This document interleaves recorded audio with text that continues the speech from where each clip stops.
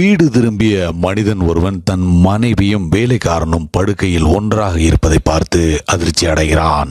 அதிலிருந்து ஆரம்பிக்கும் இந்த வீடியோ நம்மை எத்தனை விஷயங்களை பற்றி ஆழ்ந்து யோசிக்க வைக்கிறது.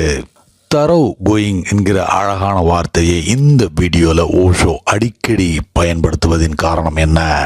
அதாவது வாழ்க்கையை நிகழ்காலத்தில் முழுமையாக வாழ்வதாக இருந்தாலும் சரி, அல்லது ஒவ்வொரு செயலை செய்யும் போதும் அதில் முழுமையாக இருப்பதை குறிக்கின்ற இந்த சொல்லுக்கு இந்த வீடியோ அதிகமாக அழுத்தம் கொடுப்பது ஏன்? இரண்டு வகையான மனிதர்கள். அதாவது முதல் வகை, வாழ்க்கையில் மரணம் ஆபத்து எந்த வினாடியிலும் வரலாம் என்பதை உணர்ந்து வாழும் மனிதர்கள்.